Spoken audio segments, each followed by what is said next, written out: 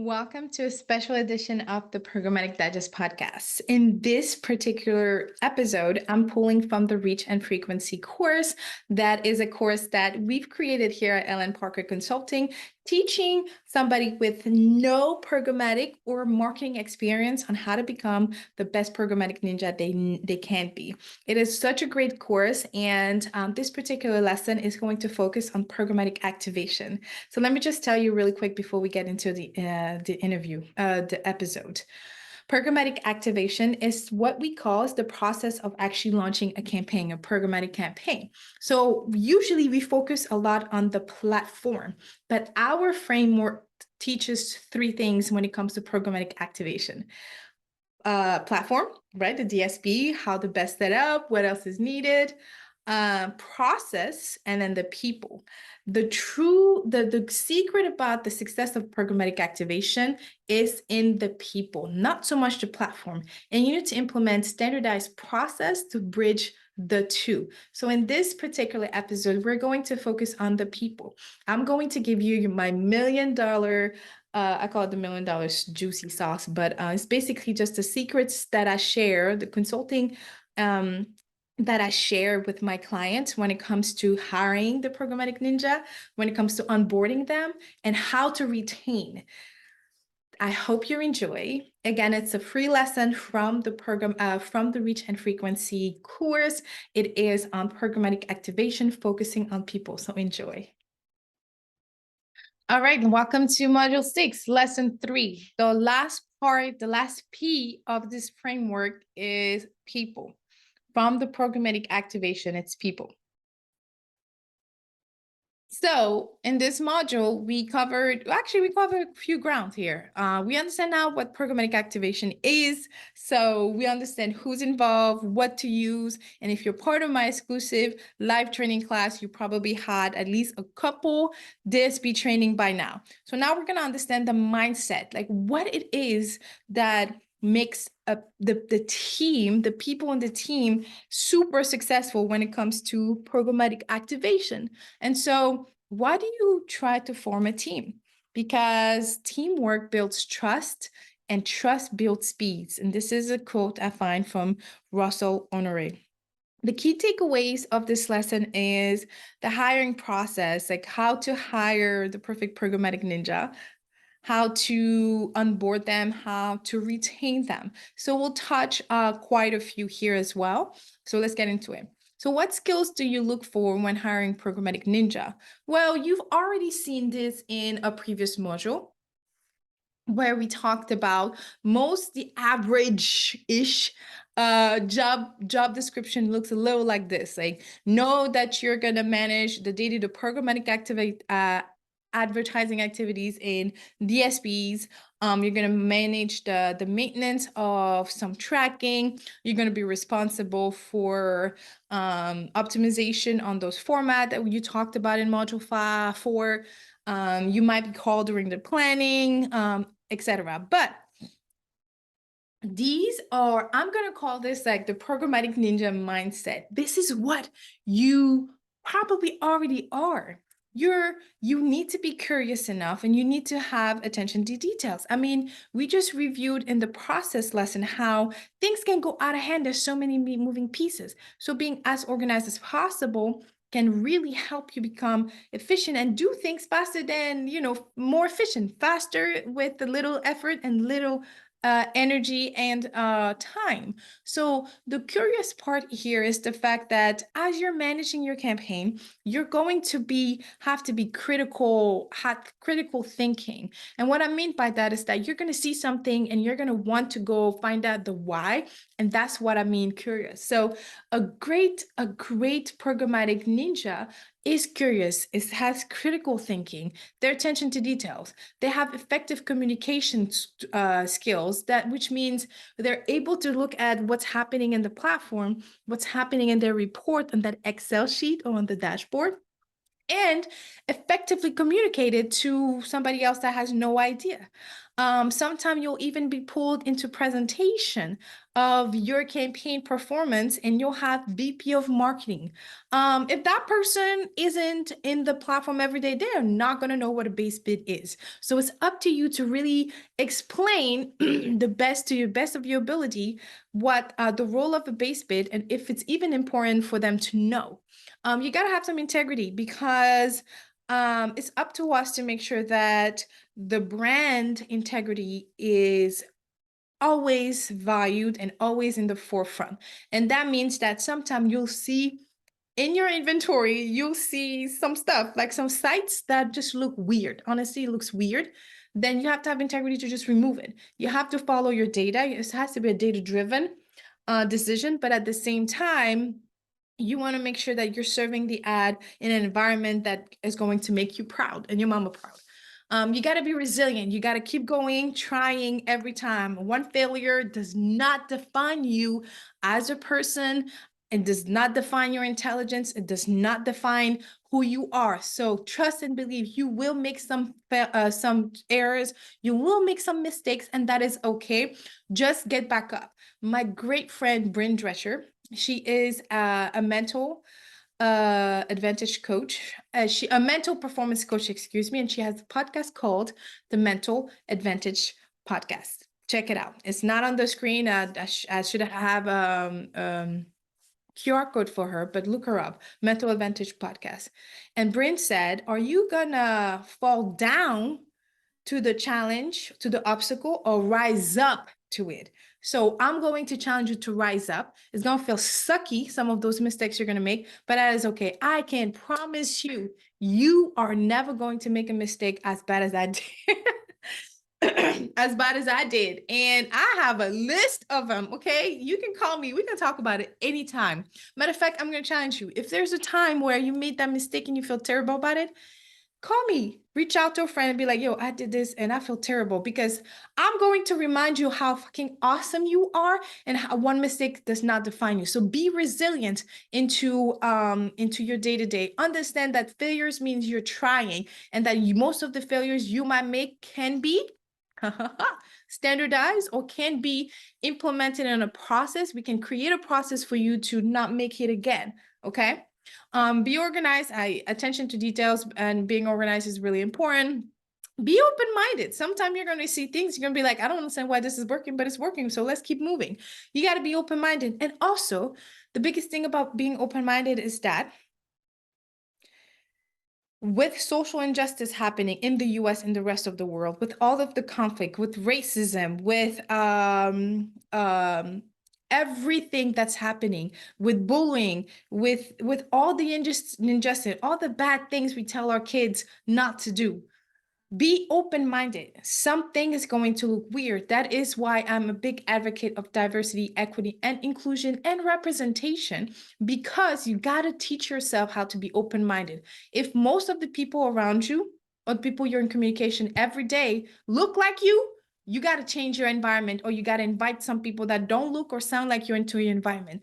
Develop this at home. DEI is learned at home first before it's brought into work. But guess what?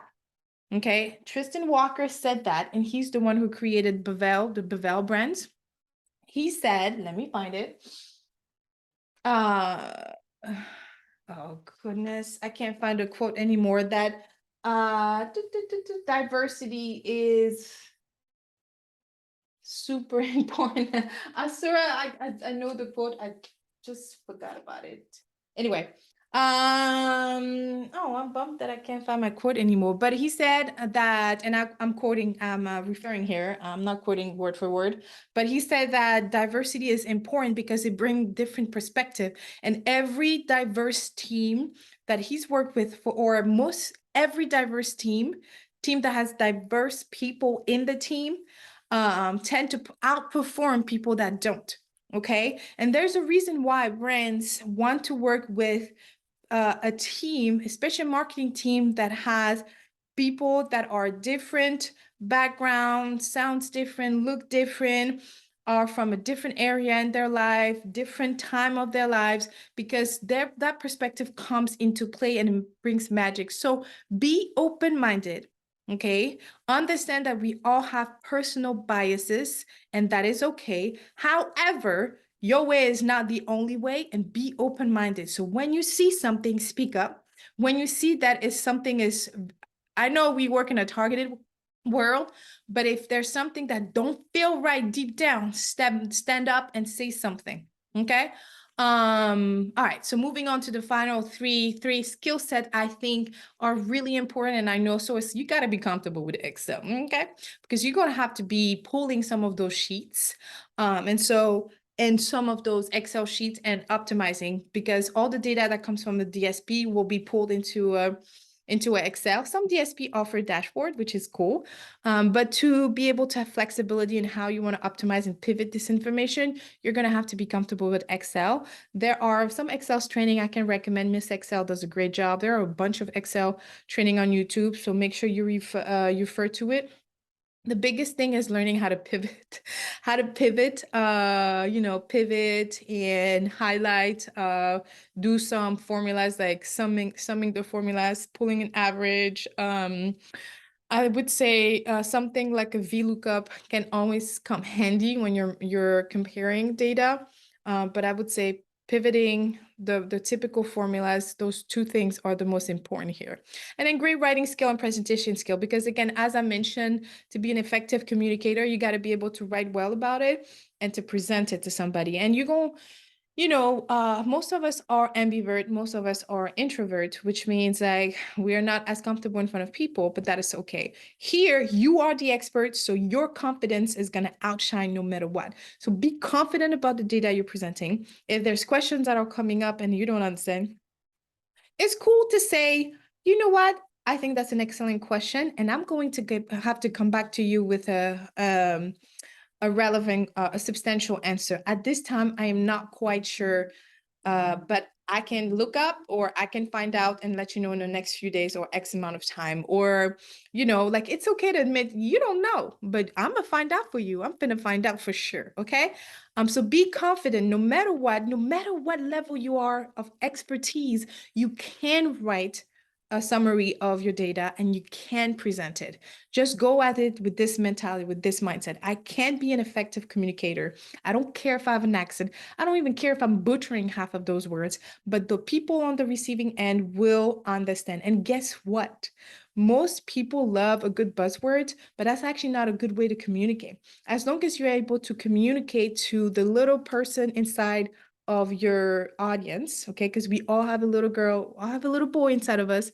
If you're able to communicate with that little girl and that little boy, then the connection is established and then the information is received correctly. So make sure you know how to connect with those people, find out a little bit more about themselves, and then make sure you incorporate those examples or know how to express yourself from there.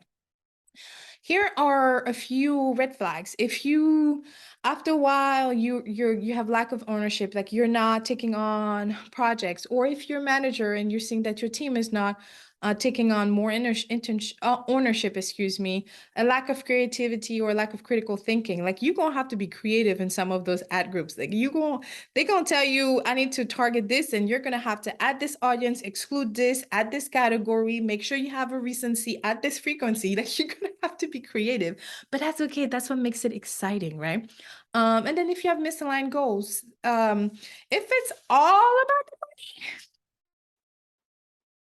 I don't know. I don't know if this is for you, and I'm gonna be hella frank with you that you can make a great living here. Matter of fact, in the episode with Theron Oliphant, where we talk about data privacy, on the Programmatic Digest podcast, he mentioned that you can make a great living working in this industry. Let me start there. However, you're going to have other things to pull from.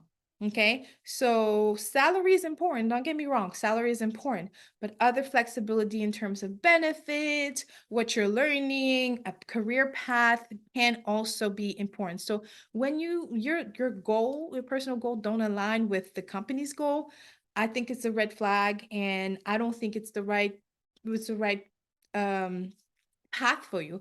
But if it's aligning here and you can compromise here and they compromise here and there's flexibility, then maybe you should go for it.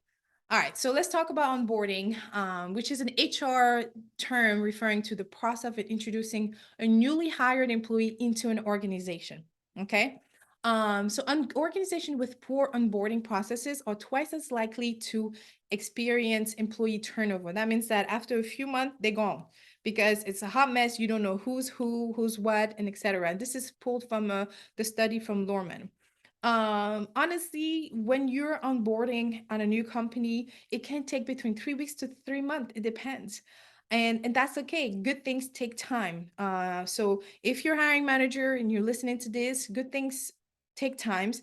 It can take even less if you have most of those standardized, which could be any of those documents referred, but it can be take more time if you're hiring somebody with maybe less experience. Actually, experience has nothing to do with onboarding, excuse me.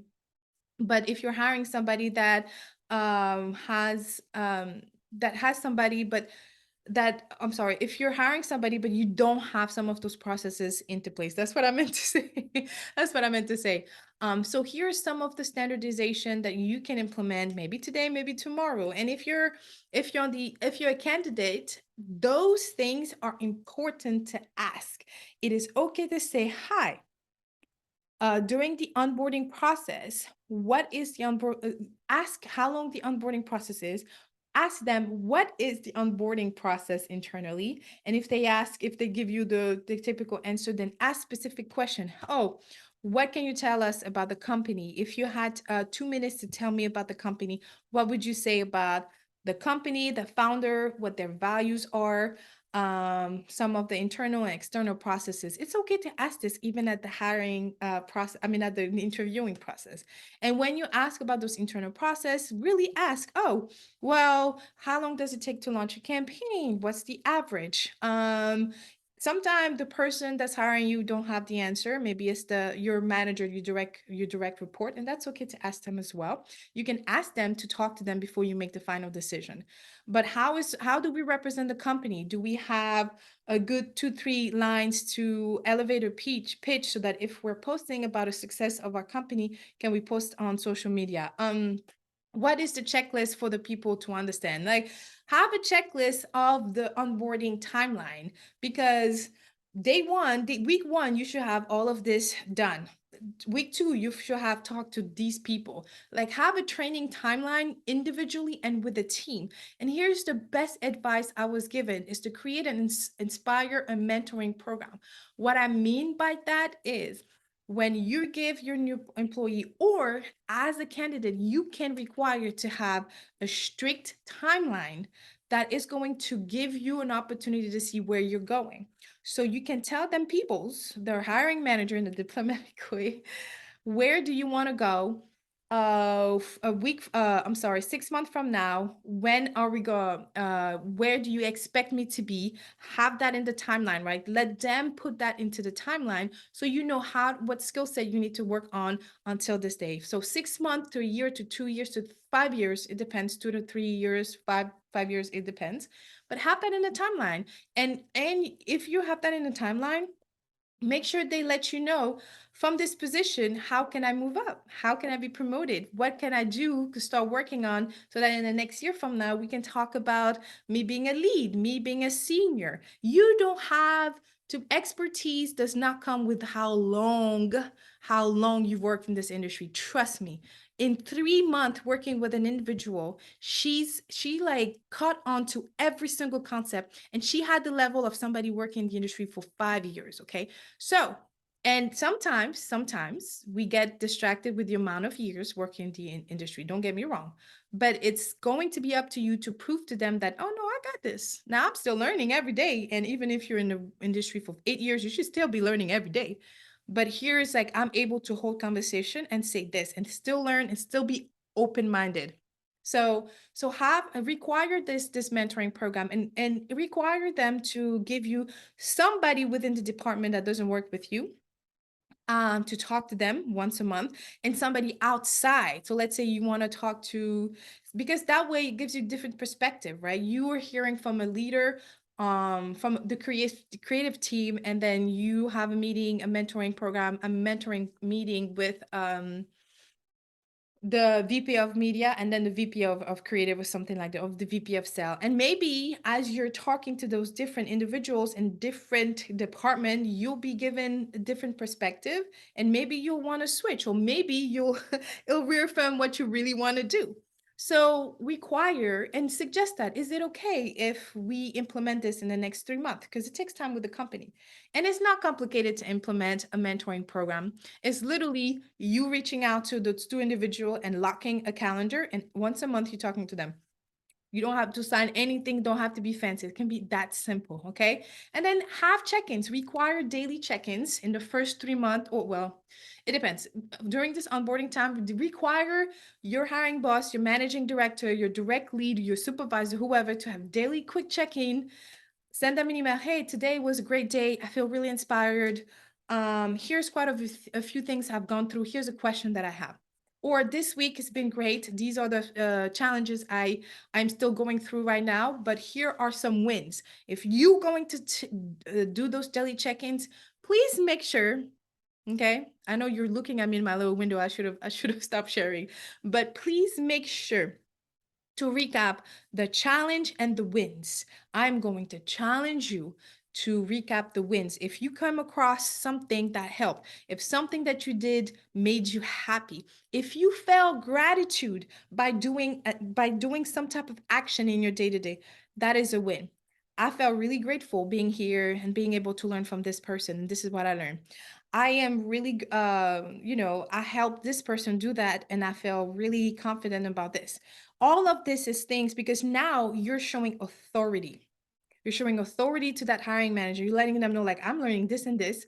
This still a challenge. It's not going to be a wall that's going to stop me. It's just going to be a little bump in the road, but I got this. And these are every jump I've made that made me great. So bring 2 wins, 1 obstacle. 2 wins, 1 obstacle.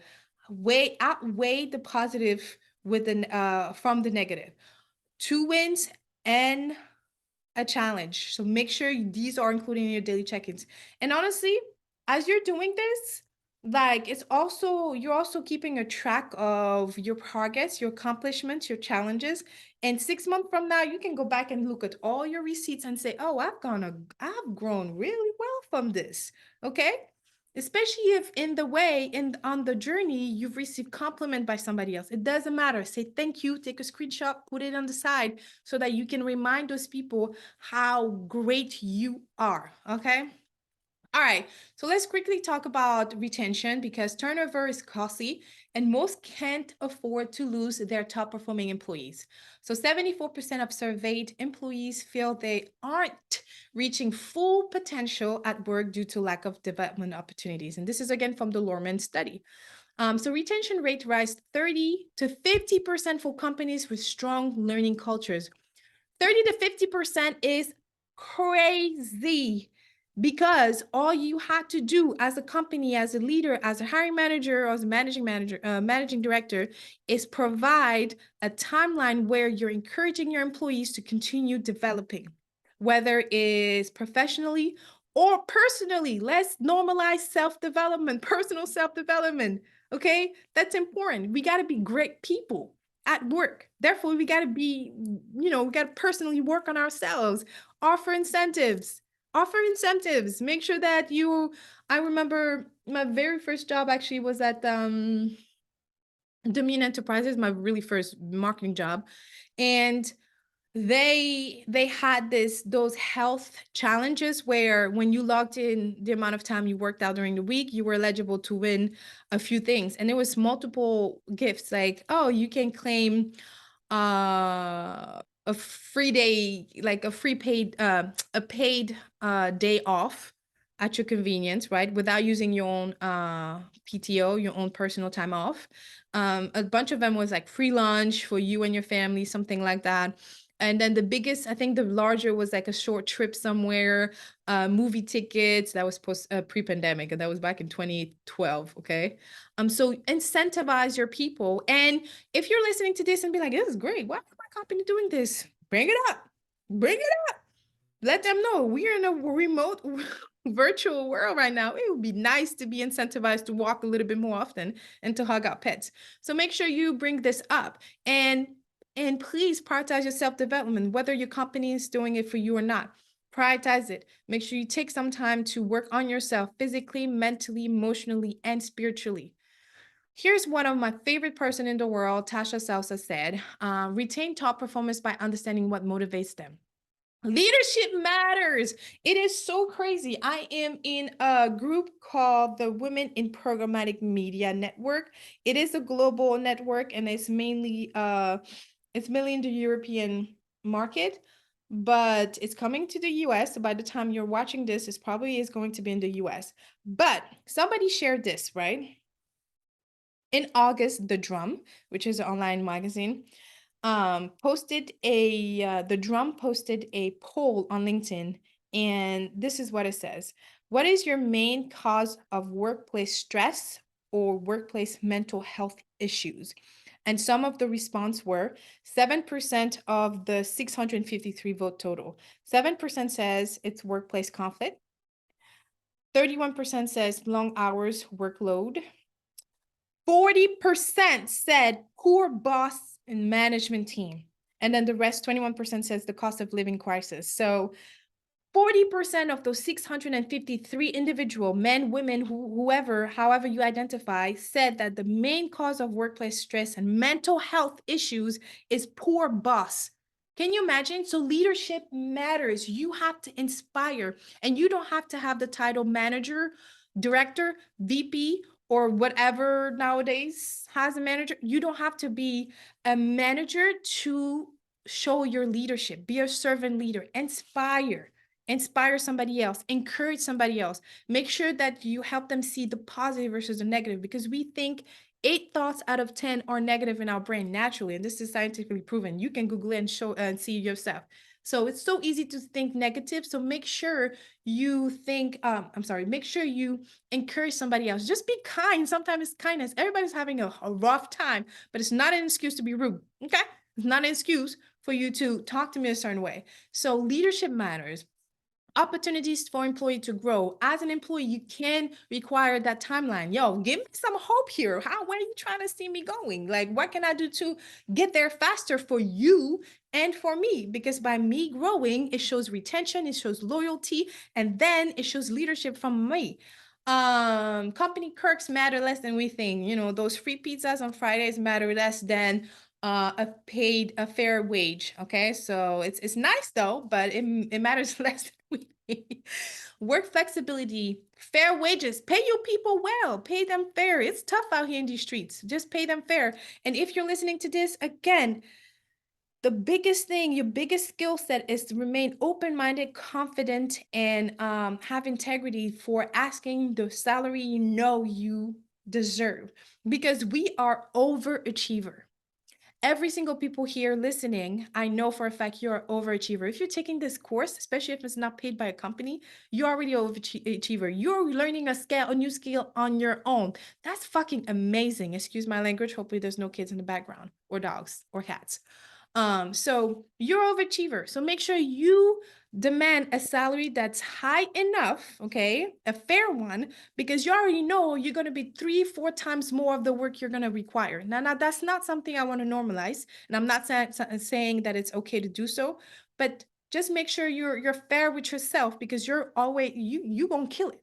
Okay. And some of the benefit does include spending time with family. How much vacation do we get? Can I just literally lock out at 1 p.m. and then go to my son's soccer game? Is that okay? Do we have unlimited vacation? Because you know what? 90% of Americans don't take vacation anyway, so it's no waste. Do we have good quality insurance? Pizza Fridays is just the icing on the cake, like we say. But here are some signs that you are in a toxic environment. So and this is also from my good friend Tasha Salsa. She built a multitude of teams from ground up. Literally was the first trader and ended up being a director at an agency trading desk. If you remember what it is, if you don't remember what it is, go back to module 2. where she built up like a team of 20 plus, I want to say, and for like 3, 4 years. And that team is on lock, it's automated. Okay. She's amazing. Matter of fact, go back on the previous slide, scan her QR code and connect with her on LinkedIn. All right. So if the team stops speaking up or pushing the envelope for a raise, a promotion, or that training that they're asking, they probably checked off. When they stop showing interest in the job, like, oh, they just show up to show up, right? And you feel that energy, passive aggressiveness, they probably check out. They're probably interviewing somewhere. If they're not enjoying the process anymore, if you are literally talking to them and they're like, I don't know, you can see, even virtually, you can tell what somebody is not enjoying something. Okay. And then if the management is my way or the highway mentality, that is a toxic environment. And I'm sure right now you might be listening and you're like, actually, I can add this. If you can add these, you know they're toxic, you got to go. You got to go.